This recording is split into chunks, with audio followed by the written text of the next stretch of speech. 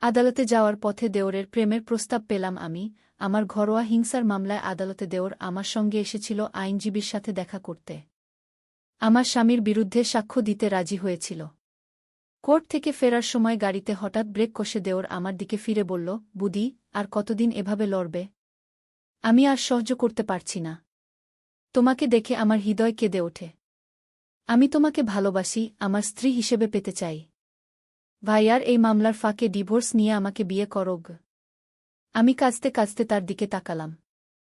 আমার জীবনের এই কঠিন সময়ে দেওর আমার পাশে ছিল, আমাকে সাহায্য করছিল। কিন্তু এখন সে আমাকে এভাবে দেখে? তুমি কি বলছ? আমি চোখের জল মুছে জিজ্ঞাসা করলাম। তুমি আমার দেওর, তুমি আমাকে সাহায্য করছো মামলায়, এখন এসব কি বলছ? বুদি, আমি তোমাকে সাহায্য করছি কারণ আমি তোমাকে ভালোবাসি। দেওর আমার দিকে ঘুরে বসল। প্রতিবার যখন ভাইয়া তোমাকে আঘাত করেছে আমি কষ্ট পেয়েছি। আমি আর সহ্য করতে পারছি না। আমি চাই তুমি সুখী হও আমার সাথে গু। আমি আরও জোরে কাঁদতে লাগলাম। এটা অনুচিত। তুমি আমার দেওর, আমার স্বামীর ভাই। আমি তোমার সাহায্য চেয়েছিলাম, কিন্তু এভাবে নয় গে। বুদি, আমি জানি এখন তোমার জন্য কঠিন সময়। দেওর আমার হাত ধরল। কিন্তু আমি সত্যি বলছি। আমি তোমাকে ভালোবাসি, ভাইয়ের মতো নয়, একজন পুরুষের মতো। আমি তোমাকে সুখী করতে চাই, যা ভাইজা কখনো করেনি গি। আমি হাত ছাড়িয়ে নিলাম। তুমি পাগল হয়ে গেছ। আমি এই মুহূর্তে একটা মামলার মধ্যে আছি, আর তুমি এসব কি বলছ? বুদি, এটাই সঠিক সময়। দেওর আমার চোখের দিকে তাকাল। এই মামলার মাধ্যমে তুমি ভাইয়ার থেকে মুক্তি পাবে, তারপর আমরা নতুন জীবন শুরু করতে পারি। আমি তোমাকে ভালোবাসব, তোমাকে সম্মান করব, যা ভাইজা কখনো করেনি গি। এই গল্পটি সম্পূর্ণ শুনলে আপনাদের পানি অটোমেটিক বের হয়ে যাবে, সো যত দ্রুত সম্ভব হাতের কাছে টিস্যু নিয়ে বসে পড়ো। বিছানার চাদর যেন নষ্ট না হয় সেটা সম্পূর্ণ খেয়াল রাখার অনুরোধ জানিয়ে গল্পটি এখন শুরু করব। তার আগের সর্বশেষ অনুরোধ, দয়া করে এমন পানি বের করার গল্প নিয়মিত শুনতে আমাদের চ্যানেলটি সকলেই সাবস্ক্রাইব করুন। ধন্যবাদ। হ্যালো বন্ধুরা, আমার নাম অমেলিয়া সরকার। আমার বয়স ৩০ বছর। আমার স্বামীর নাম রাহুল সরকার, বয়স ৩৫ বছর। আমাদের ২ সন্তান, অভিক আর কণিকা। অভিক ১৭ বছর বয়সী, কলেজে পড়ে। কণিকা ১০ বছর বয়সী, স্কুলে যায়। আমি জানি এই গল্পটি শুরু কেমন হয়েছে তা দেখে আপনারা অনেকেই আশ্চর্য হয়েছেন। কিন্তু আমি আপনাদের বলতে চাই, আমার জীবনে যে ঘটনাটি ঘটেছিল তা এমনই এক জটিল আর রহস্যময় অধ্যায়ের শুরু। এই ঘটনা আমাকে এমন এক পথে নিয়ে গেল যেখানে আমি কখনোই যেতে চাইনি, কিন্তু যেখানে আমি একটি রহস্যের জালে আটকে গেলাম, যা আমার পরিবারের সবাইকে বিপদে ফেলে দিয়েছিল। আজ আমি সেই গল্পটাই আপনাদের সাথে শেয়ার করতে চাই। আমার দেওর তপন, যে আমাকে একদিন এই প্রস্তাব দিয়েছিল, আসলে কে ছিল এবং তার উদ্দেশ্য কী ছিল, সেই সত্য আজ আমি খুলে বলব। সেদিন কোর্ট থেকে ফেরার পথে তপন যখন আমাকে এই প্রস্তাব দিল, আমি সত্যিই বিশ্বাস করতে পারিনি যে সে এরকম কিছু বলতে পারে। আমি হতবাক হয়ে গাড়ির দরজা খুলে বাইরে বেরিয়ে এলাম। আমার চোখে জল, আমার হৃদয়ে ব্যথা, আমার মনে বিশ্বাসঘাতকতার যন্ত্রণা। বুদি, শোনো আমার কথা। তপন আমার পিছু নিল। দূর হয়ে যাও আমার সামনে থেকে, আমি চিৎকার করে উঠলাম। এতদিন ধরে তুমি এরকমই ভাবতে? আমি এতদিন তোমাকে ভাই বলে জেনেছি, আর তুমি বুদি, তুমি বুঝতে পারছো না কি? তপন আমার হাত ধরে টানল। এটা শুধু তোমার জন্য নয়, এটা আমাদের সবার জন্য। আমাদের সবার জীবন বিপদে। আমি হাত ছাড়িয়ে নেবার চেষ্টা করলাম, কিন্তু তপনের হাতের মুঠো ছিল শক্ত। কি বলতে চাও তুমি? আমি রাগে কাঁপতে কাঁপতে জিজ্ঞেস করলাম। তপন চারদিকে তাকিয়ে দেখল কেউ আমাদের দেখছে কিনা। তারপর সে আমার কানের কাছে মুখ এনে ফিসফিস করে বলল, রাহুল যা করে তা তুমি জানো না। ও শুধু তোমার সাথেই নয়, আমাদের সবার সাথে প্রতারণা করছে। আমার কাছে প্রমাণ আছে গি। কেমন প্রমাণ? কিসের প্রমাণ? আমি জিজ্ঞেস করলাম। এখানে না। এখানে কথা বলা নিরাপদ নয়। তপন আবার চারদিকে তাকাল। আমার বাসায় চলো। আমি তোমাকে সব দেখাবো। আমি দ্বিধায় পড়লাম। আমি কি করে তপনের কথা বিশ্বাস করি? কিন্তু তার চোখে যে ভয় আমি দেখেছিলাম তা আমাকে ভাবিয়ে তুলল। তপন কি সত্যিই কোনো বিপদের কথা বলছে? ঠিক আছে, আমি শেষে বললাম। কিন্তু আমি তোমার সাথে যাব না। তুমি যা দেখাতে চাও এখানেই দেখাও। বুদি, বুঝতে পারছ না? তপন আমার কাঁধ ধরে ঝাঁকাল। আমরা সবাই নজরদারির মধ্যে আছি। রাহুল ও ঠিক তখনই একটি কালো গাড়ি আমাদের পাশে এসে থামল। গাড়ির কাচ নামিয়ে একজন লোক আমাদের দিকে তাকাল। তপন, সব ঠিক আছে তো? লোকটি জিজ্ঞেস করল। তপন চমকে উঠল। হ্যাঁ হ্যাঁ, সব ঠিক আছে স্যার। আমরা বাসায় ফিরছি গু। লোকটি আমার দিকে তাকাল, তারপর ধীরে ধীরে মাথা নাড়ল। ঠিক আছে।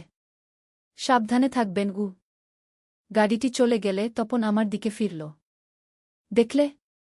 আমরা নজরদারির মধ্যে আছি। এখান থেকে বেরোতে হবে এখনই গি। আমি বিভ্রান্ত হয়ে তপনের দিকে তাকালাম। ওই লোকটিকে? তুমি কি বলছো তপন? সময় নেই ব্যাখ্যা করার। তপন আমার হাত ধরে টানতে লাগল। আমরা এখনই যেতে হবে। তোমার জীবন বিপদে, আমাদের সবার জীবন বিপদে গি। আমি তপনের হাত থেকে নিজেকে ছাড়িয়ে নিলাম। আমি কোথাও যাব না। তুমি আমাকে এখনই বলো কি হচ্ছে গি। তপন গভীর শ্বাস নিল। ঠিক আছে, কিন্তু এখানে নয়। চলো ওই কফি শপে যাই। আমি সব বলবো। আমরা নিকটস্থ একটি কফি শপে গেলাম। তপন 2 কাপ কফি অর্ডার করল, তারপর আমার দিকে ঝুঁকে বলল, রাহুল সাধারণ ব্যবসায়ী নয় বুদি। ও একটি বড় অপরাধ চক্রের সাথে জড়িত। আমি হেসে উঠলাম। কি বলছো তুমি? রাহুল একজন সফটওয়্যার ইঞ্জিনিয়ার। ওর কোম্পানি আছে কি? হ্যাঁ আছে। কিন্তু সেই কোম্পানি শুধুই একটি ঢাল। তপন ফিসফিস করে বলল। ও আসলে মানি লন্ডারিং করে, ড্রাগ পাচার করে, এমনকি মানুষও পাচার করে কি? আমি বিশ্বাস করতে পারলাম না। এসব কি বলছো তুমি? তুমি কি পাগল হয়ে গেছ? আমি জানি এটা বিশ্বাস করা কঠিন, তপন বলল। কিন্তু আমার কাছে প্রমাণ আছে। আমি গত 2 বছর ধরে ওর গতিবিধি অনুসরণ করছি। আমি যা দেখেছি গু। তপন হঠাৎ থেমে গেল। তার চোখ প্রশস্ত হয়ে গেল, মুখ ফ্যাকাশে হয়ে গেল। কি হয়েছে? আমি জিজ্ঞেস করলাম। আমরা নজরদারির মধ্যে আছি, তপন ফিসফিস করে বলল। ওই লোকটি ওই টেবিলে, ও আমাদের দেখছে কি? আমি ঘুরে দেখলাম একটি টেবিলে একজন লোক বসে আছে, খবরের কাগজ পড়ছে। তুমি কি করে জানলে ও আমাদের দেখছে? আমি ওকে চিনি, তপন বলল। ও রাহুলের লোক। আমাদের এখান থেকে বেরোতে হবে এখনই গি। আমি অবাক হয়ে তপনের দিকে তাকালাম। তপন, তুমি কি নিশ্চিত যে তুমি ঠিক আছো? তুমি খুব প্যারানয়েড মনে হচ্ছে গি। বুদি, আমি ঠিক আছি, তপন জোর দিয়ে বলল। আমি গত 2 বছর ধরে রাহুলের অপকর্ম দেখছি। আমি প্রমাণ জোগাড় করেছি। কিন্তু ওরা জানে যে আমি জানি। এজন্যই আমি ভয় পাচ্ছি গু। তাহলে পুলিশে যাও, আমি বললাম। পুলিশ?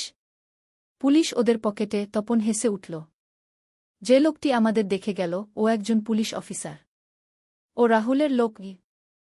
আমি অবাক হয়ে তপনের দিকে তাকালাম। এসব কি সত্যি? নাকি তপন পাগল হয়ে গেছে? তুমি কি সত্যিই আমাকে বিয়ে করতে চাও? আমি হঠাৎ জিজ্ঞেস করলাম। তপন অবাক হয়ে আমার দিকে তাকাল। কি? তুমি আমাকে বিয়ে করতে চাও, তাই না? আমি আবার জিজ্ঞেস করলাম। তুমি বললে যে তুমি আমাকে ভালোবাসো গু। তপন চুপ করে রইল কিছুক্ষণ। তারপর ধীরে ধীরে বলল, দেখো বুদি, আমি সত্যি তোমাকে ভালোবাসি। কিন্তু এখন সেটা মুখ্য নয়। মুখ্য হল তোমাকে এবং বাচ্চাদের সুরক্ষিত রাখা। রাহুল বিপজ্জনক লোক। ও যদি জানতে পারে যে আমি তোমাকে সব বলেছি। ঠিক তখনই আমার ফোন বাজল। আমি দেখলাম রাহুলের ফোন। কে? তপন জিজ্ঞেস করল, ভয়ে তার চোখ প্রশস্ত। রাহুল, আমি বললাম। রিসিভ করো না, তপন বলল। ও জানতে চায় তুমি কোথায় আছো গু। আমি তপনের দিকে তাকালাম। আমি এসব বিশ্বাস করি না তপন। তুমি হয়তো কোনো ভুল ধারণায় আছো গু। আমি ফোন রিসিভ করলাম। হ্যালো অমেলিয়া, কোথায় তুমি? রাহুলের গলা শোনা গেল। আমি কফি শপে আছি, আমি বললাম। কার সাথে? রাহুল জিজ্ঞেস করল। আমি তপনের দিকে তাকালাম। তপন মাথা নেড়ে ইশারা করল যেন আমি তার নাম না বলি। একা। আমি মিথ্যা বললাম। মিথ্যা বলছো, রাহুল বলল। আমি জানি তুমি তপনের সাথে আছো। মনে আছে সেই সিসিটিভি ক্যামেরা, যা আমি বেডরুমে ইনস্টল করেছিলাম তোমার নিরাপত্তার জন্য? আমি তোমাদের কথোপকথন শুনেছি। তুমি জানো এটা অনুচিত, তাই না অমেলিয়া? আমার বুক ধক করে উঠল। তুমি আমাদের কথা শুনেছ? হ্যাঁ, আমি সব শুনেছি, রাহুল বলল। তপনকে বলো আমি ওর সাথে দেখা করতে চাই। আমি ওকে একটা প্রস্তাব দিতে চাই। আমি তপনের দিকে তাকালাম। রাহুল বলছে সে তোমার সাথে দেখা করতে চায়। সে তোমাকে একটা প্রস্তাব দিতে চায়। তপনের মুখ ফ্যাকাশে হয়ে গেল। না, সে ফিসফিস করে বলল। আমি ওর সাথে দেখা করব না। ও আমাকে মেরে ফেলবে কি? রাহুল বলছে তুমি তার সাথে দেখা করতে রাজি হচ্ছ না। আমি ফোনে বললাম। ঠিক আছে, রাহুল বলল। তাহলে আমি আসছি তোমাদের কাছে। আমি জানি তোমরা কোথায় আছো। ফোন কেটে গেল। আমি ভয়ে তপনের দিকে তাকালাম। সে আসছে।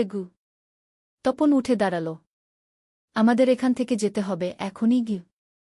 আমরা কফি শপ থেকে বেরিয়ে এলাম। তপন আমার হাত ধরে টেনে নিয়ে চলল রাস্তার দিকে। আমরা কোথায় যাচ্ছি? আমি জিজ্ঞেস করলাম। আমার এক বন্ধুর বাসায়, তপন বলল। সেখানে আমরা নিরাপদে থাকতে পারব, অন্তত কিছু সময়ের জন্য। আমরা একটি ট্যাক্সি ধরলাম। তপন ড্রাইভারকে একটি ঠিকানা দিল, তারপর আমার দিকে ফিরে বলল, বুদি, আমি জানি তুমি ভয় পেয়েছ। কিন্তু আমি তোমাকে প্রতিশ্রুতি দিচ্ছি, আমি তোমাকে রক্ষা করব। আমি তপনের দিকে তাকালাম। তপন, তুমি কি সত্যি আমাকে ভালোবাসো? তপন আমার চোখের দিকে তাকাল। হ্যাঁ, বুদি। আমি তোমাকে ভালোবাসি। কিন্তু তুমি আমার দেওর, আমি বললাম। এটা অনুচিত।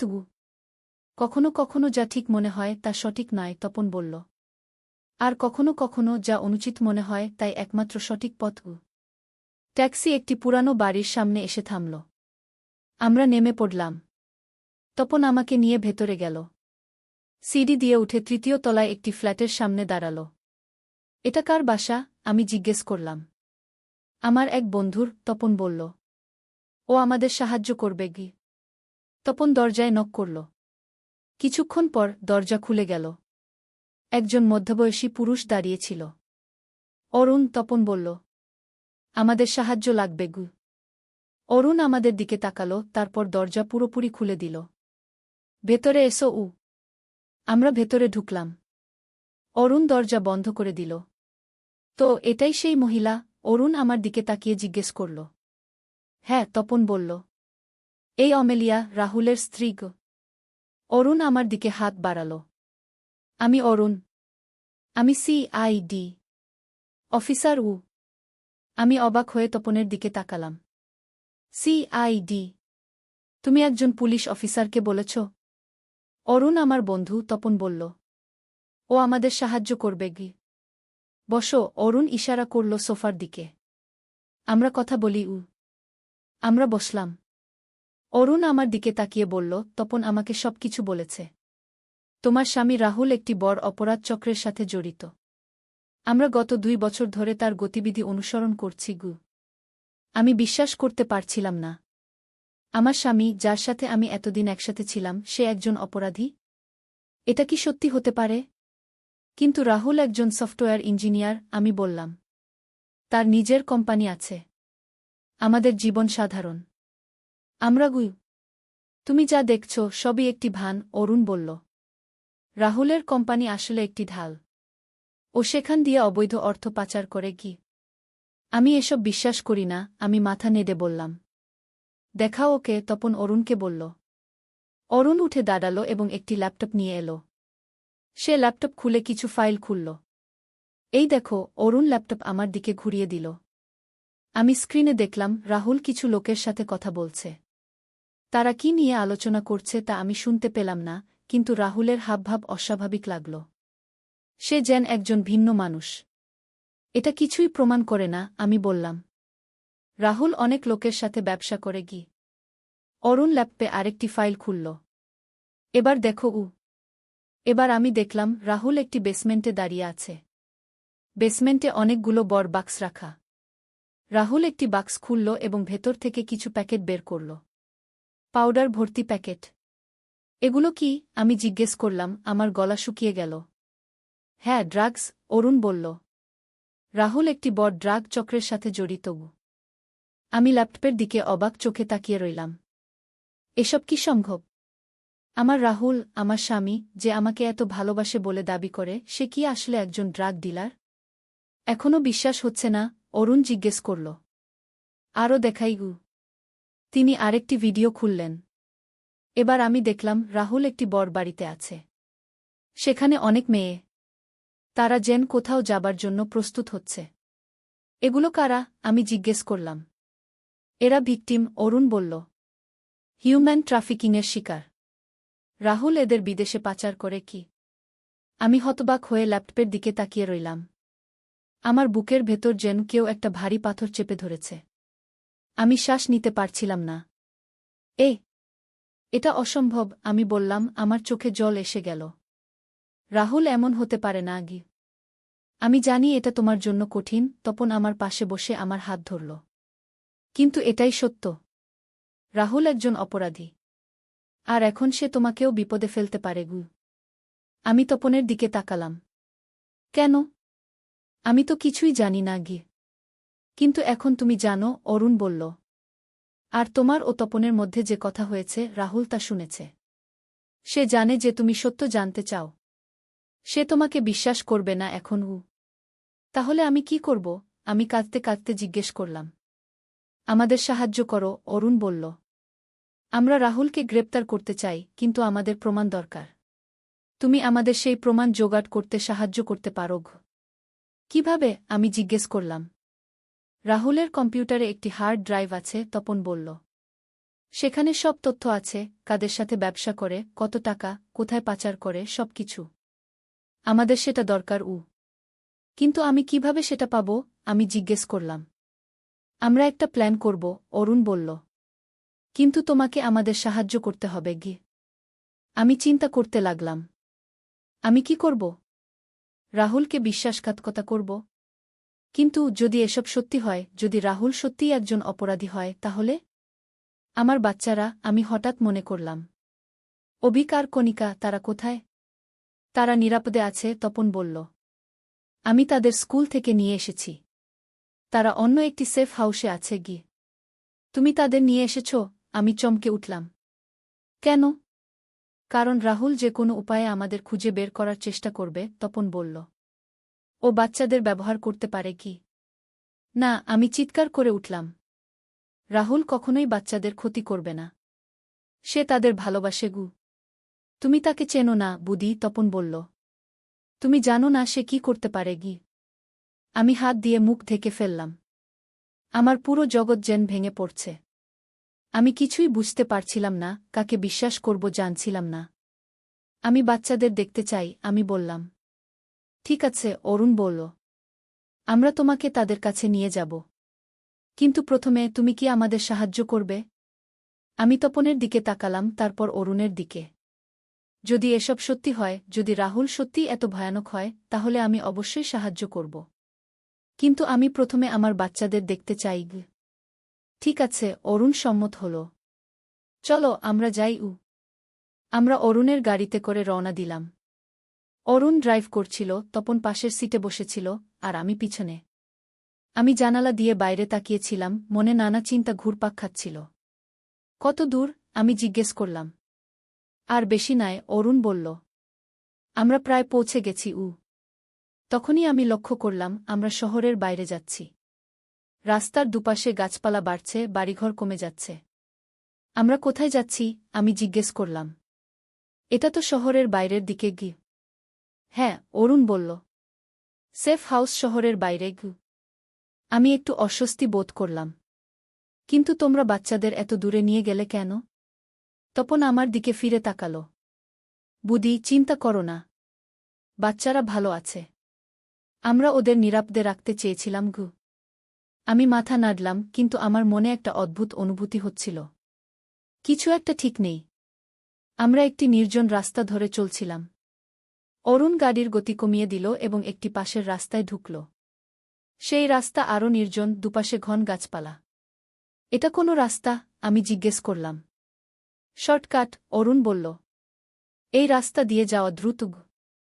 গাড়ি চলতে লাগল, কিন্তু আমার মনের অস্বস্তি বাড়তে লাগল। আমরা কত দূর যাচ্ছি? বাচ্চারা কি সত্যিই এত দূরে? হঠাৎ অরুণ গাড়ি থামাল। আমি চারদিকে তাকালাম। আমরা একটি ফাঁকা জায়গায় এসেছি, চারদিকে শুধু গাছপালা। এটা কোথায়? আমি জিজ্ঞেস করলাম। বাচ্চারা কোথায়? অরুণ গাড়ি থেকে নামল। তপনও। আমি দরজা খুলে নামলাম।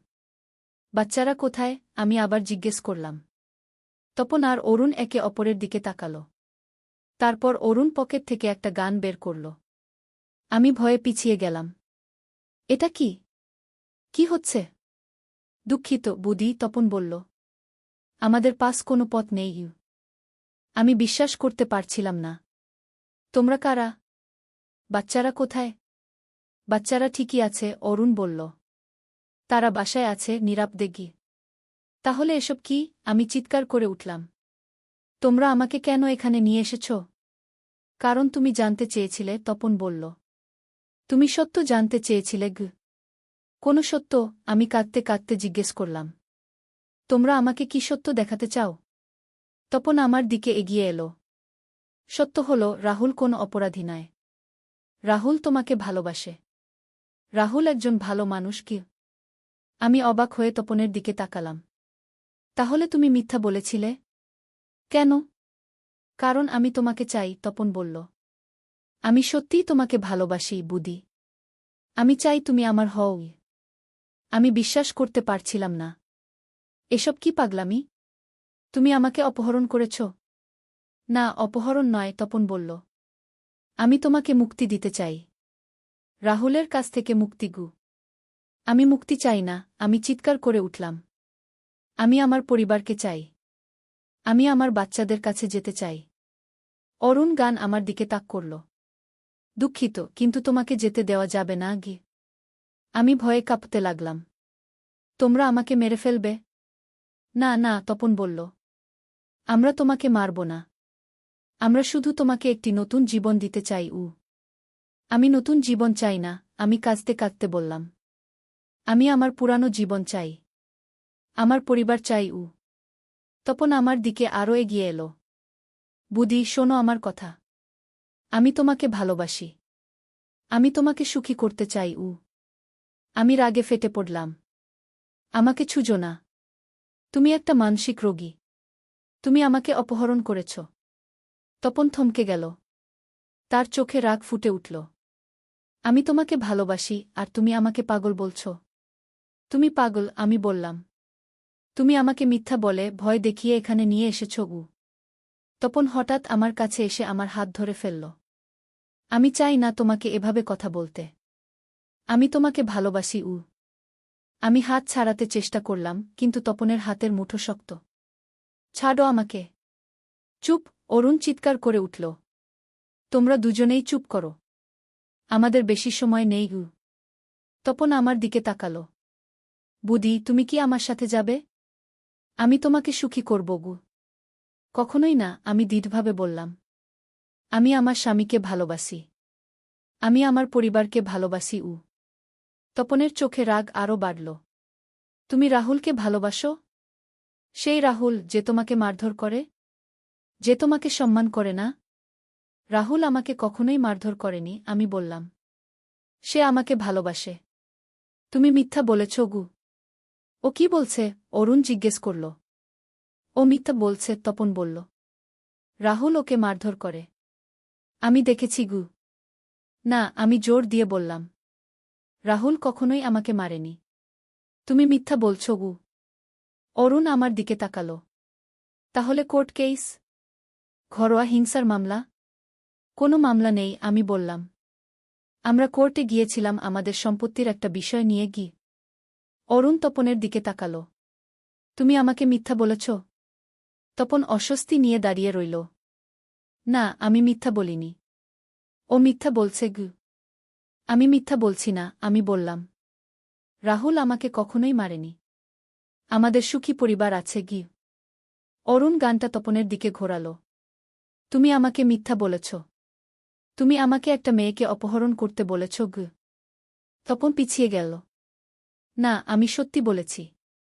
ও মিথ্যা বলছে। তুমি আমাকে বিশ্বাস করো। তোমাকে বিশ্বাস করেই এই বিপদে পড়েছি, অরুণ বলল। তুমি বললে রাহুল একজন অপরাধী। তুমি বললে সিআইডি ওর পিছনে লেগেছে। হ্যাঁ, তাই, তপন বলল। আমি সিআইডি কে চিনি, অরুণ বলল। আমি জানি কারা অপরাধী। আমি তোমাকে বিশ্বাস করেছিলাম। তপন হঠাৎ পকেট থেকে একটা ছুরি বের করল। ঠিক আছে, আমি মিথ্যা বলেছি, কিন্তু আমি সত্যিই বুদিকে ভালোবাসি। আমি ওকে চাই। অরুণ গান উঁচিয়ে ধরল। ছুরিটা ফেলে দাও, তুমি পাগল হয়ে গেছ গু। তপন ছুরি আমার দিকে তাক করল। যদি বুদি আমার না হয় তাহলে কারোরই হবে না গি। আমি ভয়ে চিৎকার করে উঠলাম। তপন, তুমি কি করছ? আমি তোমাকে ভালোবাসি বুদি, তপন বলল। কিন্তু তুমি আমাকে পাগল বললে। তুমি আমাকে ফিরিয়ে দিলে গ। আমি পিছিয়ে যাচ্ছিলাম, কিন্তু তপন আমার দিকে এগিয়ে আসছিল, ছুরি হাতে। ছুরিটা ফেলে দাও, অরুণ চিৎকার করে উঠল। তপন হঠাৎ ঘুরে অরুণের দিকে ছুরি ছুঁড়ে মারল। ছুরিটা অরুণের বাহুতে বিঁধল। অরুণ আর্তনাদ করে উঠল এবং গান থেকে গুলি বেরিয়ে গেল। আমি ভয়ে নিজের কান চেপে ধরলাম। গুলির শব্দ ছড়িয়ে পড়ল চারদিকে। তপন আমার দিকে তাকিয়ে বলল, আমি তোমাকে ভালোবাসি বুদি।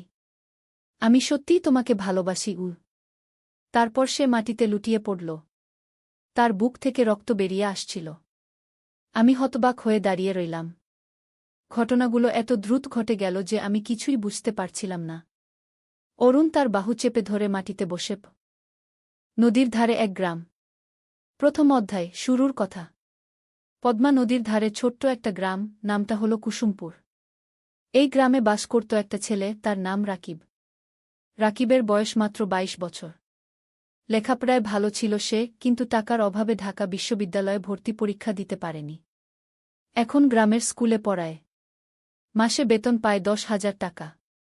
রাকিবের বাবা মারা গেছেন ৩ বছর আগে। মা আছেন, ছোট্ট একটা বোন আছে, নাম মিথিলা। মিথিলার বয়স ১৫, এইচএসসি পরীক্ষা দেবে আগামী বছর। রাকিবের স্বপ্ন ছিল মিথিলাকে ডাক্তার বানাবে। কিন্তু স্বপ্ন আর বাস্তবের মধ্যে অনেক দূরত্ব। শীতের সকাল, কুয়াশায় ঢাকা গ্রাম। রাকিব স্কুলে যাওয়ার জন্য তৈরি হচ্ছে। মা খাবার দিয়েছে একটা টিফিন বক্সে, ভাত আর ডিম ভাজি। রাকিব সাইকেল নিয়ে বেরিয়ে পড়ল। স্কুল ৫ কিলোমিটার দূরে। পথে যেতে যেতে রাকিব ভাবছিল তার জীবনের কথা। এই গ্রামে আর কতদিন থাকবে? ঢাকায় গিয়ে কিছু করা যায় কি না? কিন্তু মা আর মিথিলাকে রেখে কিভাবে যাবে? মনটা খারাপ হয়ে গেল। স্কুলে পৌঁছে দেখল হেডস্যার দাঁড়িয়ে আছেন। হেডস্যার মানিক স্যার, বয়স ৫০-এর কাছাকাছি। ভালো মানুষ। রাকিবকে অনেক স্নেহ করেন। রাকিব, একটু আমার রুমে এসো, মানিক স্যার বললেন। রাকিব রুমে ঢুকল। মানিক স্যার বললেন, তুমি তো জানো আমাদের স্কুলের অবস্থা ভালো না। সরকারি অনুদান কমে গেছে। আমরা হয়তো তোমার বেতন আর বাড়াতে পারব না গি। রাকিবের মনটা ভেঙে গেল। কিন্তু সে কিছু বলল না। শুধু মাথা নেড়ে বলল, বুঝতে পারছি স্যার। তবে একটা খবর আছে, মানিক স্যার বললেন। শুনেছি জেলা শহরে একটা এনজিও শিক্ষক খুঁজছে। বেতন ভালো, ১৫,০০০ টাকা। তুমি চাইলে আবেদন করতে পারো। রাকিব একটু ভাবল। জেলা শহর মানে প্রায় ৩০ কিলোমিটার দূরে। রোজ যাওয়া আসা করা মুশকিল। থাকতে হবে সেখানে। স্যার, আমি ভেবে দেখি। রাকিব বলল। ক্লাস শুরু হল। রাকিব বাচ্চাদের বাংলা পড়াচ্ছে। ছোট্ট ছোট্ট মুখ, সবাই মন দিয়ে শুনছে। রাকিব ভাবল, এই বাচ্চাদের ছেড়ে কিভাবে যাবে?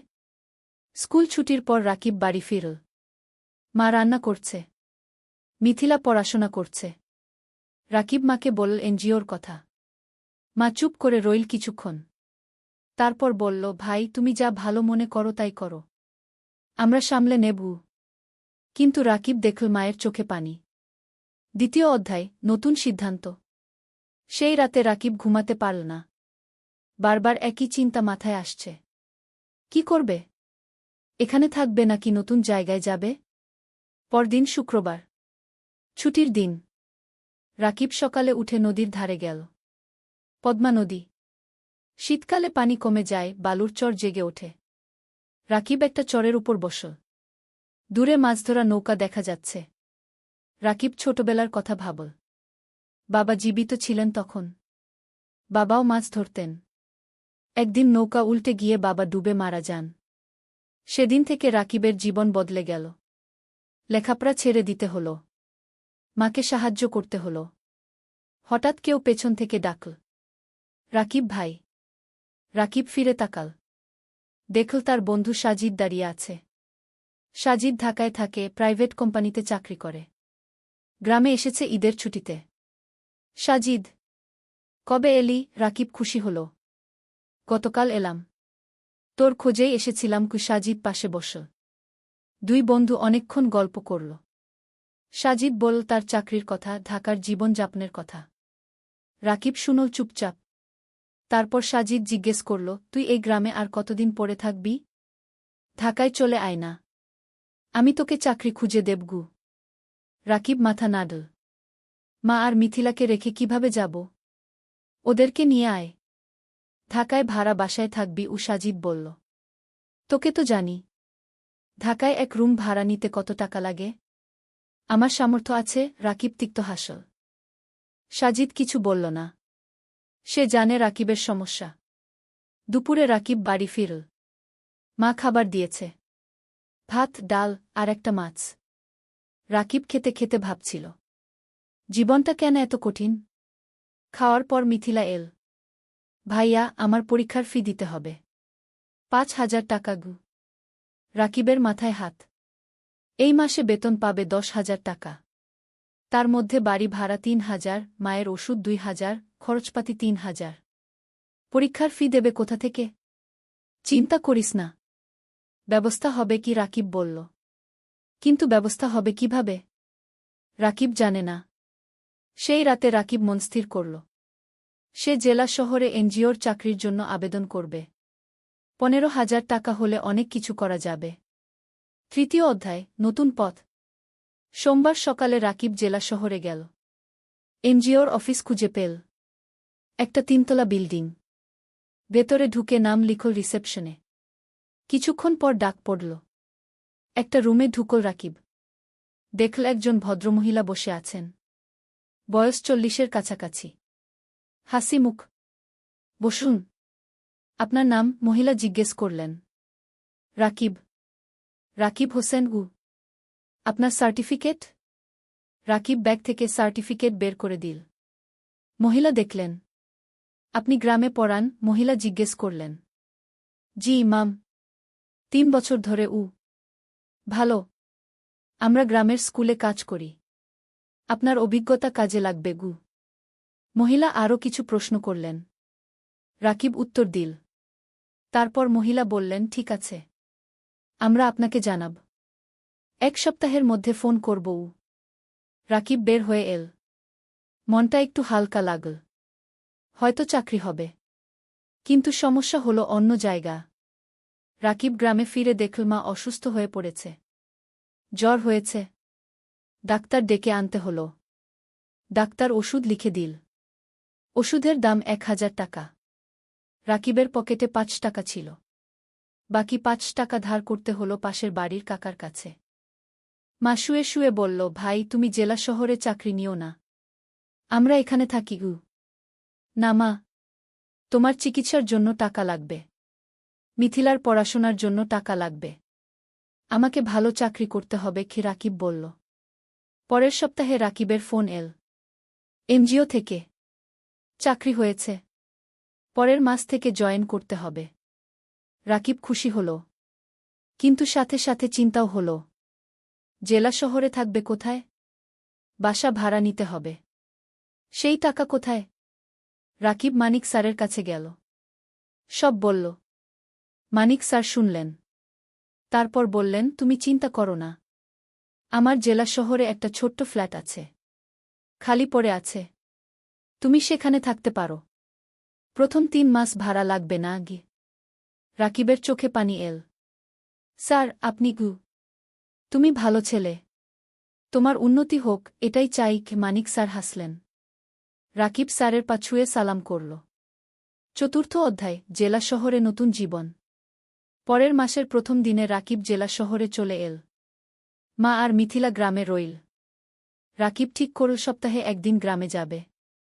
মানিক স্যারের ফ্ল্যাট ছোট্ট কিন্তু পরিষ্কার। একটা রুম, একটা রান্নাঘর, একটা বাথরুম। রাকিব নিজের জিনিসপত্র গুছিয়ে রাখল। পরদিন এনজিও অফিসে গেল। কাজ শুরু হল। রাকিবকে দায়িত্ব দেওয়া হল 5টা গ্রামের স্কুল দেখাশোনা করার। সপ্তাহে 3 দিন স্কুলে যেতে হবে, বাকি দিন অফিসে।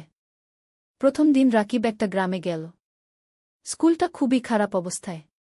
ছাদ দিয়ে পানি পড়ে, বেঞ্চ ভাঙা, শিক্ষক মাত্র 2 জন, ছাত্রছাত্রী প্রায় 150।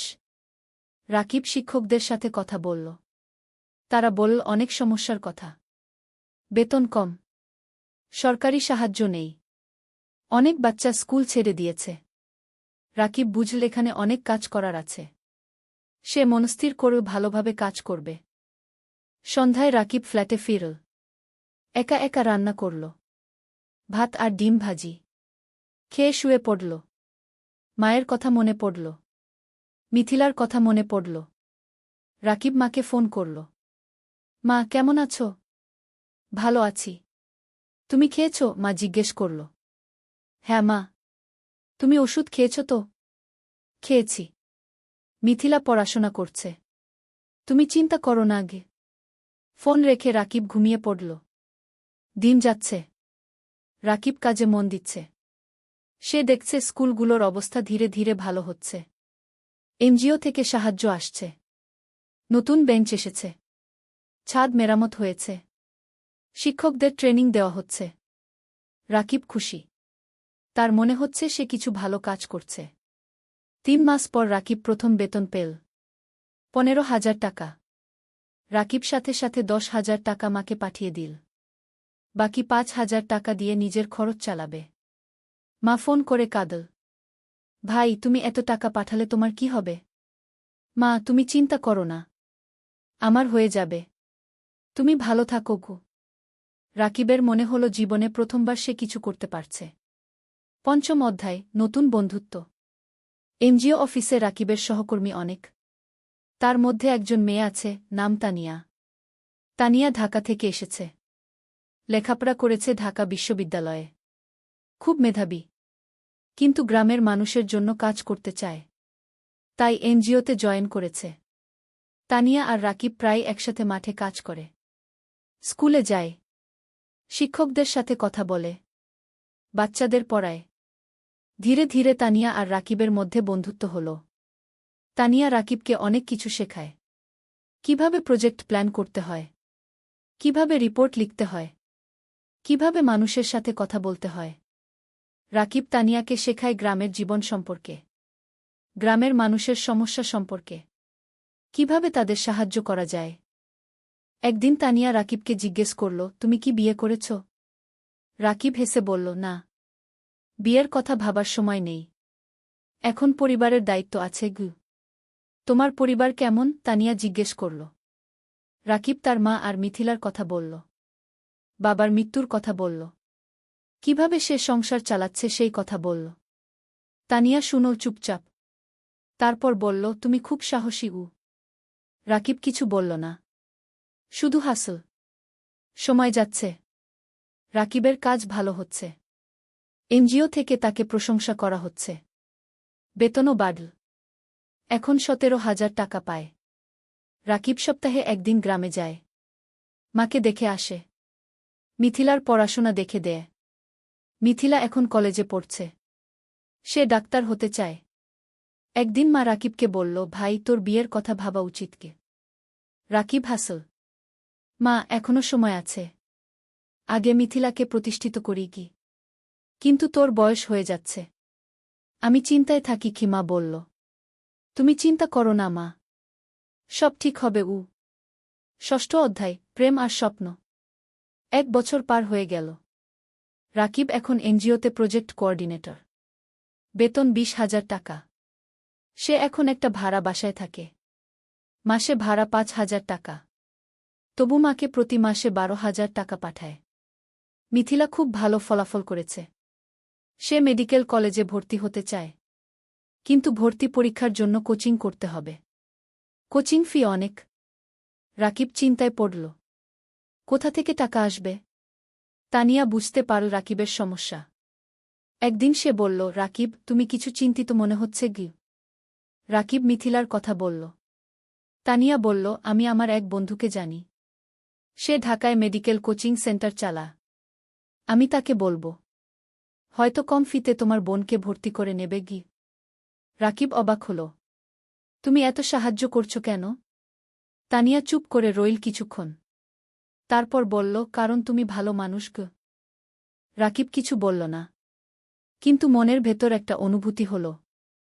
পরের সপ্তাহে তানিয়া তার বন্ধুর সাথে রাকিবের কথা হল। বন্ধু রাজি হল মিথিলাকে অর্ধেক ফিতে ভর্তি করতে। রাকিব খুশিতে আত্মহারা। সে তানিয়াকে ধন্যবাদ দিল বারবার। তানিয়া হেসে বলল, ধন্যবাদ না, একটা ট্রিট দাও। রাকিব তানিয়াকে নিয়ে গেল একটা রেস্টুরেন্টে। দুজন একসাথে খাবার খেল। অনেক গল্প করল। হাসল। খাওয়ার পর বাইরে বের হয়ে তানিয়া বলল, রাকিব, আমি তোমাকে একটা কথা বলতে চাই। বলো। তানিয়া একটু থেমে বলল, আমি তোমাকে ভালোবাসি।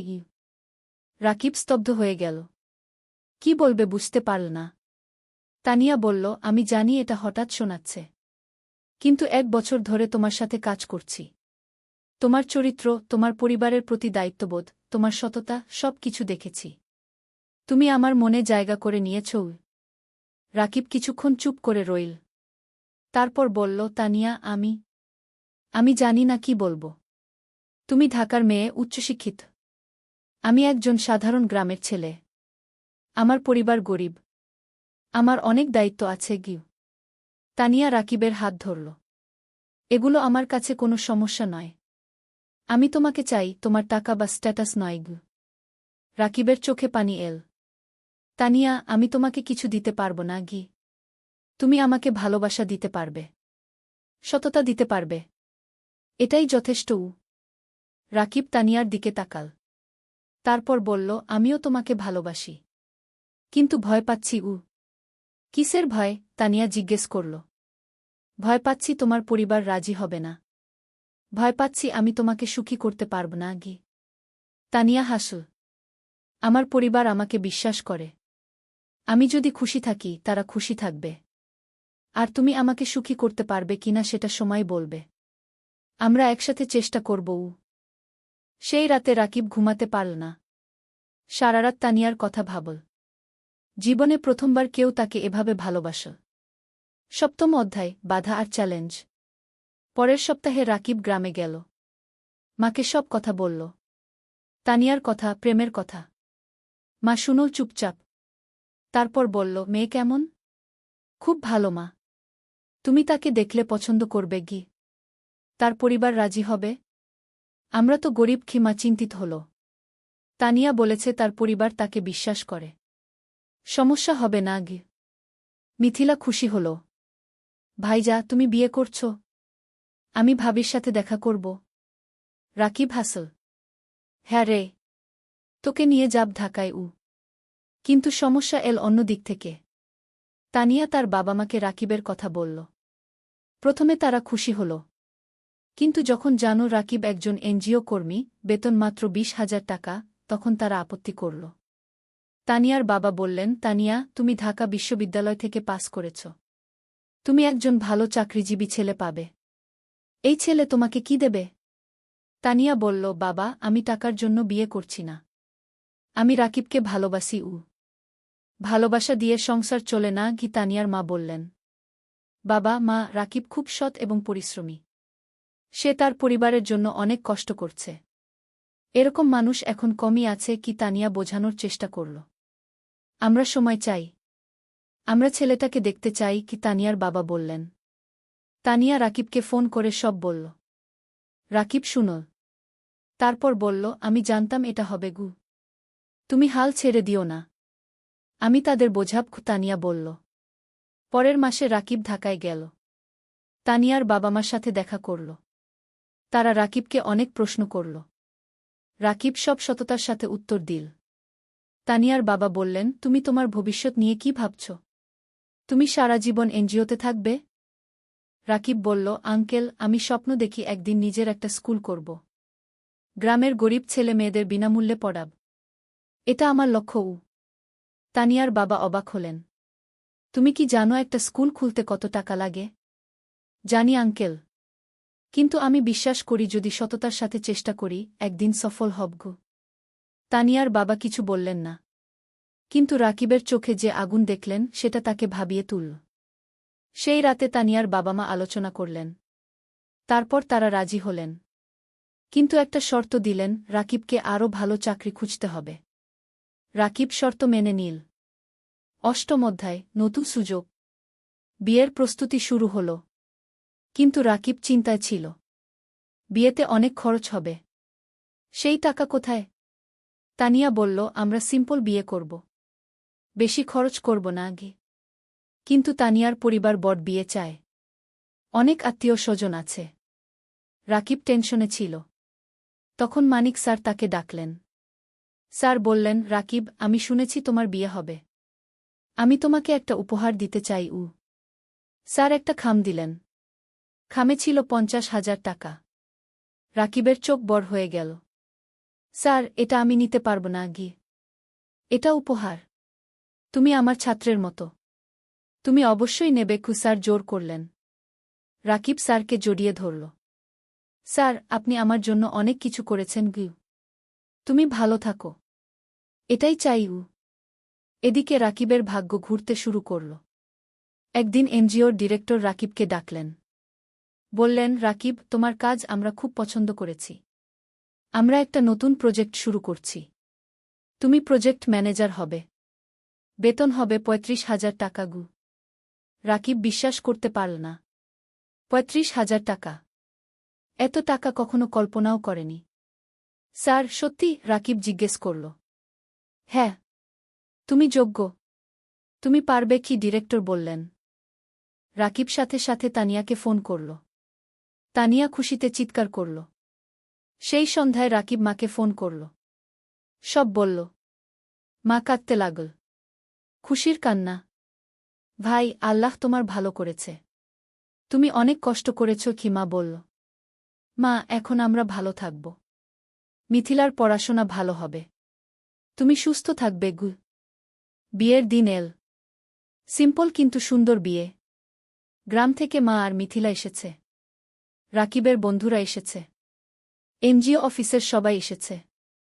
তানিয়া দেখতে খুব সুন্দর লাগছিল লাল শাড়িতে। রাকিব পাঞ্জাবি পরেছে। বিয়ে হল। সবাই দোয়া করল। আশীর্বাদ করল।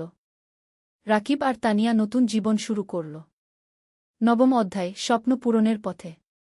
বিয়ের পর রাকিব আর তানিয়া জেলা শহরে একটা বড় ফ্ল্যাট ভাড়া নিল। 2 বেডরুমের। তারা ঠিক করল মা আর মিথিলাকে নিয়ে আসবে। মা প্রথমে রাজি হল না। বলল, তোমরা নতুন বিয়ে করেছ। আমরা গেলে তোমাদের সমস্যা হবে গি। তানিয়া নিজে গ্রামে গেল। মাকে বলল, মা, আপনি আমার মা। আপনি না থাকলে আমার সংসার অসম্পূর্ণ। মা তানিয়াকে জড়িয়ে ধরল। মা, তুমি খুব ভালো। মা আর মিথিলা জেলা শহরে চলে এল। এখন তারা সবাই একসাথে থাকে। মিথিলা ঢাকায় কোচিং করছে। সে খুব মন দিয়ে পড়ছে। তার লক্ষ্য মেডিকেল কলেজে চান্স পাওয়া। রাকিব নতুন প্রজেক্টে কাজ শুরু করেছে। প্রজেক্টটা খুব বড়। 15টা গ্রামে কাজ করতে হবে। স্কুল, স্বাস্থ্যকেন্দ্র, নারী উন্নয়ন, সব ধরনের কাজ। রাকিব খুব ব্যস্ত হয়ে গেল। সকাল থেকে রাত পর্যন্ত কাজ। কিন্তু সে খুশি। কারণ সে মানুষের উপকার করছে। তানিয়াও কাজ করছে। সেও একটা প্রজেক্টে আছে। তাদের দুজনের মিলে এখন বেতন 55,000 টাকা। এত টাকা রাকিব কখনো কল্পনা করেনি। এখন তারা স্বাচ্ছন্দ্যে আছে। মায়ের ভালো চিকিৎসা হচ্ছে। মিথিলার পড়াশোনা ভালো হচ্ছে। রাকিব কিছু টাকা সেভিংসও করছে। একদিন রাকিব তানিয়াকে বলল, তুমি জানো, আমার স্বপ্ন ছিল একটা স্কুল করা গিয়ে। হ্যাঁ, মনে আছে। তুমি এখনও সেই স্বপ্ন দেখো? তানিয়া জিজ্ঞেস করল। হ্যাঁ। আমি ভাবছি আমরা যদি কিছু টাকা সেভ করি, তাহলে হয়তো একদিন একটা ছোট্ট স্কুল খুলতে পারব। তানিয়া হাসল। চলো, আমরা একসাথে এই স্বপ্ন পূরণ করব। দুজনে মিলে প্ল্যান করতে লাগল। কিভাবে টাকা জমাবে? কোথায় স্কুল খুলবে? কিভাবে চালাবে? 1 বছর পর মিথিলা মেডিকেল ভর্তি পরীক্ষা দিল। রেজাল্ট আসল। সে চান্স পেয়েছে। সরকারি মেডিকেল কলেজে। পুরো পরিবার খুশিতে আত্মহারা। মা কাঁদল। রাকিব মিথিলাকে জড়িয়ে ধরল। তানিয়া মিষ্টি বিতরণ করল। ভাইয়া, এটা তোমার জন্য। তুমি আমার জন্য সব ত্যাগ করেছ। মিথিলা কাঁদতে কাঁদতে বলল। না রে। এটা তোর নিজের যোগ্যতা। তুই মন দিয়ে পড়েছিস, রাকিব বলল। সেই রাতে রাকিব ছাদে দাঁড়িয়ে আকাশের দিকে তাকাল। তার মনে পড়ল বাবার কথা। বাবা বেঁচে থাকলে কত খুশি হতেন। তানিয়া এসে পাশে দাঁড়াল। কি ভাবছ? বাবার কথা ভাবছি। সেই গরিব দিনগুলোর কথা ভাবছি। আজ আমরা এত দূর এসেছি। হ্যাঁ। আর এটা শুধু শুরু। আমাদের আরও অনেক পথ যেতে হবে, তানিয়া বলল। 10ম অধ্যায়, চূড়ান্ত স্বপ্ন। 3 বছর পার হয়ে গেল। রাকিব এখন এনজিওর সিনিয়র প্রজেক্ট ম্যানেজার। বেতন 50,000 টাকা। Tania project coordinator. বেতন 40,000 টাকা। মিথিলা এখন মেডিকেল কলেজের 3য় বর্ষে। সে খুব ভালো পড়ছে। তার লক্ষ্য একজন ভালো ডাক্তার হওয়া এবং গ্রামের মানুষের সেবা করা। মা এখন সুস্থ। তার মুখে হাসি ফিরে এসেছে। রাকিব আর তানিয়া এই 3 বছরে প্রায় 10 লক্ষ টাকা সেভ করেছে। এখন তারা ঠিক করেছে স্বপ্নের স্কুল খুলবে। রাকিব গ্রামে গিয়ে একটা জমি কিনে। 2 বিঘা জমি। সেখানে স্কুল করবে। তারা ব্যাংক থেকে লোন নিল। আরও 5 লক্ষ টাকা। মোট 15 লক্ষ টাকা দিয়ে স্কুল তৈরি করা শুরু হল। মানিক স্যার অনেক সাহায্য করলেন। তিনি স্কুলের ডিজাইন করে দিলেন। শিক্ষক খুঁজে দিলেন। 6 মাস পর স্কুল তৈরি হল। নাম দেওয়া হল আলোর পাঠশালা। স্লোগান, শিক্ষাই আলো, শিক্ষাই মুক্তি। স্কুলে গরিব পরিবারের বাচ্চারা বিনামূল্যে পড়বে। ধনী পরিবারের বাচ্চারা কম ফিতে পড়বে। এই ফি দিয়ে স্কুল চলবে। স্কুল খোলার দিন গ্রামের সব মানুষ এল। জেলা প্রশাসক এলেন উদ্বোধন করতে। মানিক স্যার, এনজিওর ডিরেক্টর, সবাই এলেন। রাকিব মাইকে দাঁড়িয়ে বলল, আমি একসময় খুব গরিব ছিলাম। লেখাপড়া করতে পারিনি ঠিকমতো। কিন্তু আমি হাল ছাড়িনি। আজ আমি এই স্কুল করলাম যাতে গ্রামের কোনো বাচ্চাকে টাকার অভাবে লেখাপড়া ছাড়তে না হয়। সবাই হাততালি দিল। তানিয়া বলল, এই স্কুল শুধু আমার স্বামীর স্বপ্ন নয়, আমার স্বপ্ন। আমরা চাই এই গ্রামের প্রতিটা বাচ্চা শিক্ষিত হোক। আবার হাততালি। স্কুল চালু হল। প্রথম দিন 50 জন বাচ্চা ভর্তি হল। দ্বিতীয় মাসে 100। তৃতীয় মাসে 200। রাকিব আর তানিয়া সপ্তাহে 3 দিন স্কুলে যায়। বাচ্চাদের পড়ায়। শিক্ষকদের ট্রেনিং দেয়া। স্কুল দেখাশোনা করে। মিথিলা ছুটির দিনে স্কুলে এসে বাচ্চাদের স্বাস্থ্য চেক আপ করে। বিনামূল্যে। মা রান্না করে বাচ্চাদের খাওয়ায়। অনেক বাচ্চা গরিব পরিবার থেকে আসে। তারা দুপুরে খায় না। মা তাদের খাওয়ায়। 2 বছর পর স্কুলে 5 বাচ্চা পড়ছে। 10 জন শিক্ষক আছে। স্কুল ভালোভাবে চলছে। জেলার মধ্যে কি আলোর পাঠশালা কি একটা আদর্শ স্কুল হিসেবে পরিচিতি পেয়েছে। 11 অধ্যায়, জীবনের পূর্ণতা। 5 বছর পর। রাকিবের বয়স এখন 33। তানিয়ার বয়স 31। তাদের একটা মেয়ে হয়েছে। নাম রাখা হয়েছে অনন্যা। অনন্যার বয়স 2 বছর। মিথিলা এখন ডাক্তার। সে একটা সরকারি হাসপাতালে কাজ করছে। সে গ্রামের মানুষের বিনামূল্যে সেবা দেয়া। মা সুস্থ এবং খুশি। তার নাতনি অনন্যাকে নিয়ে সময় কাটায়। আলোর পাঠশালা কি এখন জেলার সেরা স্কুলগুলোর একটা। এখানে 1000 বাচ্চা পড়ছে। 20 জন শিক্ষক আছে। স্কুলের রেজাল্ট খুব ভালো। রাকিব আর তানিয়া এখন আর এনজিওতে কাজ করে না। তারা পুরোপুরি স্কুলেই সময় দেয়া। তারা আরও 2টো স্কুল খোলার পরিকল্পনা করছে। একদিন রাকিব স্কুলের ছাদে দাঁড়িয়ে আছে। তানিয়া এসে পাশে দাঁড়াল। হাতে চায়ের কাপ। কি ভাবছ? তানিয়া জিজ্ঞেস করল। ভাবছি আমাদের যাত্রার কথা। 8 বছর আগে আমি একজন গরিব স্কুল শিক্ষক ছিলাম। আজ আমার নিজের স্কুল আছে। 1000 বাচ্চা পড়ছে। হ্যাঁ। আমরা অনেক দূর এসেছি। কিন্তু আরও অনেক পথ বাকি, তানিয়া বলল। জানো, কখনো কখনো মনে হয় স্বপ্ন দেখা ভালো। স্বপ্ন মানুষকে বাঁচিয়ে রাখে। আমি স্বপ্ন দেখেছিলাম বলে আজ এখানে এসেছি। তানিয়া রাকিবের হাত ধরল। আর আমি তোমাকে বিশ্বাস করেছিলাম বলে তোমার স্বপ্ন আমার স্বপ্ন হয়ে গেল। দুজন চুপচাপ দাঁড়িয়ে রইল। নিচে বাচ্চারা খেলছে। তাদের হাসির শব্দ শোনা যাচ্ছে। রাকিব বলল, জানো তানিয়া, আমার এখন মনে হয় জীবনের সবচেয়ে বড় সফলতা হলো মানুষের মুখে হাসি ফোটানো। টাকা, প্রতিষ্ঠা, সব তুচ্ছ যখন দেখি একটা গরিব বাচ্চা আমাদের স্কুলে পড়ে ভালো রেজাল্ট করছে তানিয়া মাথা নাড়ল। একদম ঠিক। তুমি জানো গত সপ্তাহে সেই রহিম নামের ছেলেটা এসেছিল, যে ৩ বছর আগে আমাদের স্কুলে ভর্তি হয়েছিল?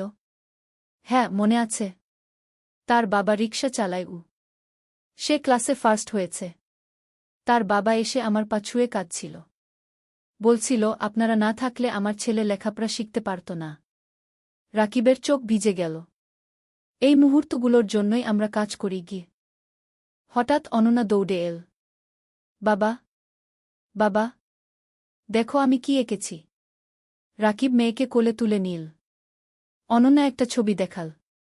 একটা স্কুল, সামনে অনেক বাচ্চা। এটা কি? রাকিব জিজ্ঞেস করল। এটা আমাদের স্কুল। দাদু বলেছে তুমি এই স্কুল বানিয়েছ অনন্যা বলল। রাকিব মেয়ের কপালে চুমু খেল। হ্যাঁ রে, একদিন তুইও বড় হয়ে ভালো কিছু করবি আমি ডাক্তার হব, মাসির মতো। তারপর গরিব মানুষদের দেখব অনন্যা বলল। তানিয়া হাসল। দেখছ, আমাদের পরবর্তী প্রজন্ম স্বপ্ন দেখছে দ্বাদশ অধ্যায়, নতুন চ্যালেঞ্জ। কিন্তু জীবন কখনো সোজা পথে চলে না। একদিন রাকিব খবর পেল স্কুলের জমি নিয়ে সমস্যা হয়েছে। একজন স্থানীয় রাজনীতিবিদ দাবি করছে জমিটা তার। রাকিব চিন্তায় পড়ে গেল। সে আইনজীবীর সাথে দেখা করল। আইনজীবী বলল, কাগজপত্র দেখাও। রাকিব সব কাগজ দেখাল। আইনজীবী দেখে বলল, তোমার কাগজ ঠিক আছে, কিন্তু ওই লোক ক্ষমতাবান। সে ঝামেলা করবে তাহলে কি করব? রাকিব জিজ্ঞেস করল। কোর্টে কেস করতে হবে। সময় লাগবে, টাকাও লাগবে রাকিব বাড়ি ফিরে তানিয়াকে সব বলল। তানিয়া শুনল। তারপর বলল, আমরা লড়ব। আমরা সত্যের পক্ষে আছি। কেস শুরু হল। প্রতি সপ্তাহে কোর্টে যেতে হচ্ছে। আইনজীবীর ফি দিতে হচ্ছে। টাকা খরচ হচ্ছে অনেক। কিন্তু রাকিব হাল ছাড়ল না। সে জানে সে ন্যায়ের পক্ষে। এই সময় গ্রামের মানুষ রাকিবের পাশে দাঁড়াল। তারা একটা কমিটি করল। সবাই মিলে টাকা তুলল রাকিবকে সাহায্য করার জন্য। একদিন গ্রামের চেয়ারম্যান রাকিবের কাছে এসে বলল, রাকিব, তুমি আমাদের গ্রামের গর্ব। তুমি আমাদের বাচ্চাদের শিক্ষিত করছ। আমরা তোমাকে একা ছাড়ব না। রাকিব কান্নায় ভেঙে পড়ল। আপনারা আমার পরিবার। মানিক স্যারও সাহায্য করলেন। তিনি জেলা প্রশাসকের সাথে কথা বলল। প্রশাসক বিষয়টা দেখলেন। 6 মাস পর কোর্ট রায় দিল রাকিবের পক্ষে। জমি রাকিবেরই। সেই দিন স্কুলে উৎসব হল। সবাই খুশি। বাচ্চারা নাচল, গাইল। রাকিব মাইকে বলল, আজ আমরা জিতেছি। কিন্তু এটা শুধু আমার জয় নয়, এটা আমাদের সবার জয়। সত্যের জয়। ত্রয়োদশ অধ্যায়, সম্প্রসারণ। কেস জেতার পর রাকিবের আত্মবিশ্বাস বেড়ে গেল। সে ঠিক করল আরও একটা স্কুল খুলবে, পাশের জেলায়। তানিয়া রাজি হল। তারা আবার সেভিংস শুরু করল। এই সময় একটা বড় সুখবর এল। একটা আন্তর্জাতিক এনজিও তাদের স্কুলের কথা শুনেছে। তারা সাহায্য করতে চায়। এনজিওর একজন প্রতিনিধি এল আলোর পাঠশালাকে দেখতে। সে সব দেখল। শিক্ষকদের সাথে কথা বলল, বাচ্চাদের সাথে কথা বলল। তারপর সে রাকিবকে বলল, আমরা আপনার কাজে মুগ্ধ। আমরা আপনাকে 10 লক্ষ টাকা গ্রান্ট দিতে চাই নতুন স্কুলের জন্য। রাকিব বিশ্বাস করতে পারল না। 10 লক্ষ টাকা? সত্যি? রাকিব জিজ্ঞেস করল। হ্যাঁ। আপনি একটা প্রস্তাব লিখে পাঠান, আমরা অনুমোদন করব। রাকিব আর তানিয়া রাত দিন পরিশ্রম করে প্রস্তাব লিখল, পাঠিয়ে দিল। 1 মাস পর অনুমোদন এল। 10 লক্ষ টাকা।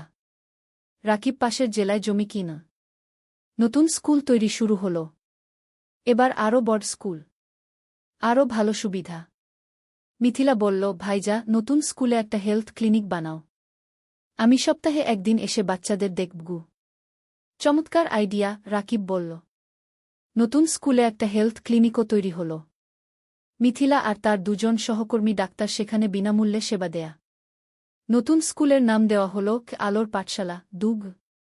এখানেও গরিব বাচ্চারা বিনামূল্যে পড়ে। 1 বছরে দ্বিতীয় স্কুলেও 5 বাচ্চা ভর্তি হল। রাকিবের স্বপ্ন আরও বড় হল। সে ভাবল জেলার প্রতিটা গ্রামে একটা করে স্কুল করবে। চতুর্দশ অধ্যায় পুরস্কার। ৩ বছর পর রাকিব এখন ৪০ বছরের। তার ৫টা আলোর পাঠশালাগু আছে। ৫টা জেলায় প্রায় ৩,০০০ বাচ্চা পড়ছে। ২ শিক্ষক কাজ করছে। একদিন রাকিব একটা ফোন পেল। ঢাকা থেকে, শিক্ষা মন্ত্রণালয় থেকে। আপনি রাকিব হোসেন? ফোনে একজন জিজ্ঞেস করল। জিউ, আপনাকে জানাতে পেরে আনন্দিত যে আপনার নাম জাতীয় শিক্ষা পুরস্কারের জন্য নির্বাচিত হয়েছে। আপনি গ্রামীণ শিক্ষায় অসামান্য অবদান রেখেছেন গু। রাকিব স্তব্ধ হয়ে গেল। জাতীয় পুরস্কার? সত্যি? রাকিব জিজ্ঞেস করল। হ্যাঁ, আগামী মাসে ঢাকায় অনুষ্ঠান হবে। মাননীয় প্রধানমন্ত্রী পুরস্কার দেবেন গু। রাকিব ফোন রেখে তানিয়াকে জড়িয়ে ধরল।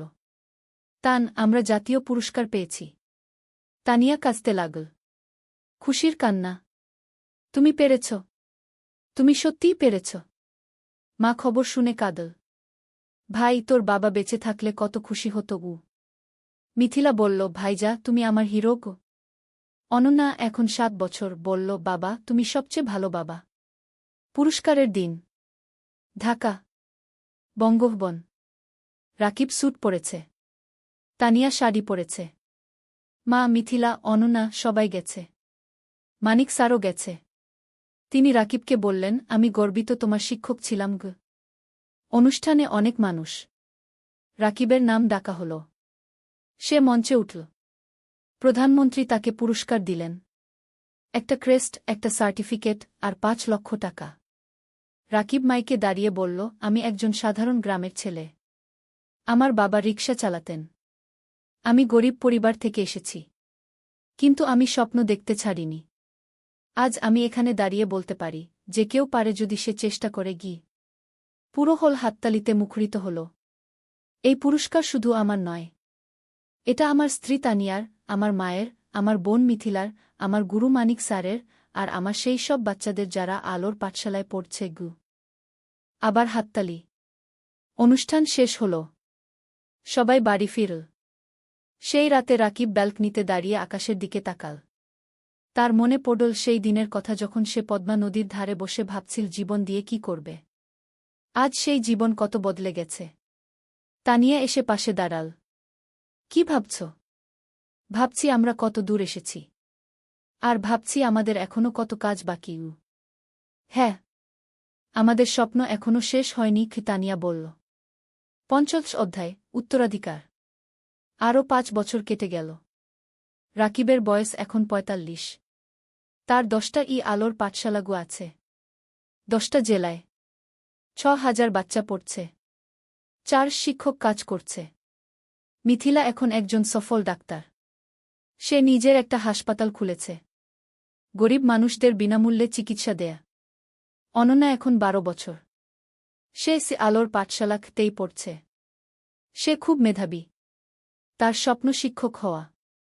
বাবার মতো। মা এখন অনেক বয়স্ক, কিন্তু সুস্থ। সে নাতিনাতনীদের নিয়ে সময় কাটায়। হ্যাঁ, রাকিবের এখন ২ সন্তান। অনন্যার পরে একটা ছেলে হয়েছে। নাম অনির্বাণ। বয়স ৫ বছর। রাকিব এখন একটা বড় শিক্ষা প্রতিষ্ঠানের প্রতিষ্ঠাতা। তার কাজের স্বীকৃতি সারা দেশে। বিদেশ থেকেও মানুষ আসে তার স্কুল দেখতে। কিন্তু রাকিব এখনও সেই সাধারণ মানুষই আছে। সে নিজে স্কুলে যায়, বাচ্চাদের পড়ায়, তাদের সাথে খেলে।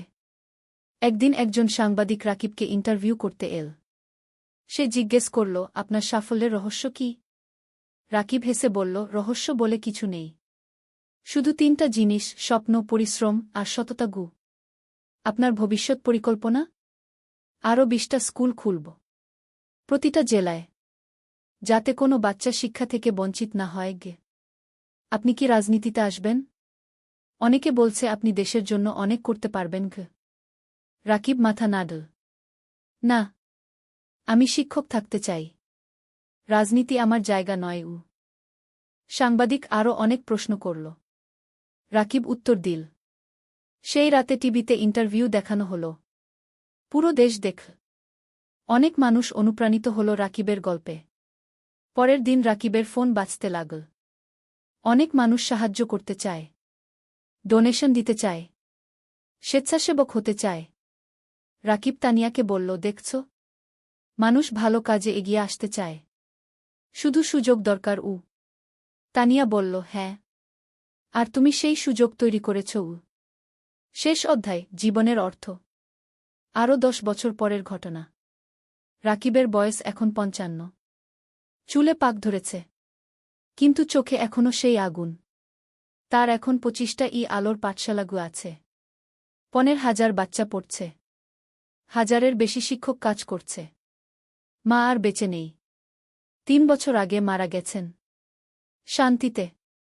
তার শেষ ইচ্ছা ছিল রাকিব যেন তার কাজ চালিয়ে যায়। রাকিব সেই ওয়াদা রেখেছে। মিথিলা এখন একজন প্রতিষ্ঠিত ডাক্তার। তার হাসপাতাল জেলার সেরা হাসপাতাল। সে বিয়ে করেছে একজন ইঞ্জিনিয়রকে। তাদের 2 সন্তান। অনন্যা এখন 22 বছর। সে শিক্ষক হয়েছে, আলোর পাঠশালাতেই পড়ায়। সে বাবার উত্তরসূরি। অনির্বাণ এখন 15 বছর। সে মেডিকেলে পড়তে চায়, মাসির মতো ডাক্তার হতে চায়। রাকিব এখন অনেক কম সময় অফিসে থাকে, বেশিরভাগ সময় বাচ্চাদের সাথে থাকে, গল্প বলে, গান শেখায়, জীবনের পাঠ দেয়। একদিন একটা বাচ্চা রাকিবকে জিজ্ঞেস করল, স্যার, আপনি এত কিছু করলেন কেন? আপনি তো ব্যবসা করে ধনী হতে পারতেন। রাকিব হাসল, বাবা, টাকা দিয়ে সব কিছু কেনা যায় না। আমি যখন দেখি তুমি ভালো রেজাল্ট করেছ, তখন যে আনন্দ পাই সেটা কোনো টাকায় কেনা যায় না। তাহলে জীবনের অর্থ কি স্যার? বাচ্চাটা জিজ্ঞেস করল। রাকিব একটু ভাবল, তারপর বলল, জীবনের অর্থ হল অন্যের জীবনে আলো জ্বালানো। যদি তুমি একজন মানুষকেও সাহায্য করতে পারো, তাহলে তোমার জীবন সার্থক। বাচ্চাটা মাথা নাড়ল। আমিও আপনার মতো হতে চাই স্যার। রাকিব বাচ্চাটার মাথায় হাত বুলিয়ে দিল। তুমি আমার চেয়ে আরও ভালো হবে। সেই সন্ধ্যায় রাকিব আর তানিয়া তাদের বাড়ির ছাদে বসে আছে। সূর্য অস্ত যাচ্ছে, আকাশ লাল কুমলা রঙে রাঙানো। তানিয়া বলল, তুমি জানো, যখন প্রথম তোমাকে দেখেছিলাম তখন জানতাম না তুমি এত দূর যাবে। রাকিব হাসল, আমিও জানতাম না, কিন্তু তোমাকে পেয়েছিলাম বলে সম্ভব হয়েছে। না, তুমি পেরেছ তোমার ইচ্ছাশক্তি আর কঠোর পরিশ্রমের কারণে। আমি শুধু সাথে ছিলাম। তুমি শুধু সাথে ছিলে না, তুমি আমার শক্তি ছিলে, আমার অনুপ্রেরণা ছিলে। দুজন চুপচাপ বসে রইল। নিচে কি আলোর পাঠশালা দেখা যাচ্ছে, বাচ্চারা খেলছে। রাকিব বলল, জানো তানিয়া, আমি এখন শান্তিতে আছি। আমার মনে হয় আমি আমার জীবন দিয়ে কিছু অর্থবহ করতে পেরেছি। তুমি পেরেছ, তুমি হাজারো জীবন বদলে দিয়েছ। তানিয়া বলল। হঠাৎ অনন্যা এল। বাবা, মা, খাবার তৈরি। রাকিব উঠে দাঁড়াল। চলো। 3 জন একসাথে নিচে নামল। পরিবার একসাথে বসে খাবার খেল, হাসল, গল্প করল। রাতে শোয়ার আগে রাকিব জানালার পাশে দাঁড়িয়ে বাইরে তাকাল। দূরে তারা জ্বলছে। রাকিব মনে মনে ভাবল, জীবন একটা যাত্রা, কখনো কঠিন, কখনো সহজ। কিন্তু যদি তুমি স্বপ্ন দেখো, যদি তুমি পরিশ্রম করো, যদি তুমি সৎ থাকো, তাহলে তুমি অবশ্যই সফল হবে। আর সবচেয়ে বড় সফলতা হলো যখন তুমি অন্যের জীবনে আলো জ্বালাতে পারো। রাকিব হাসল। তারপর বিছানায় শুয়ে পড়ল। গভীর ঘুমে তলিয়ে গেল। শান্তির ঘুম, পরিতৃপ্তির ঘুম। কারণ সে জানে তার জীবন সার্থক হয়েছে, তার স্বপ্ন পূরণ হয়েছে। আর এটাই জীবনের সবচেয়ে বড় পাওয়া।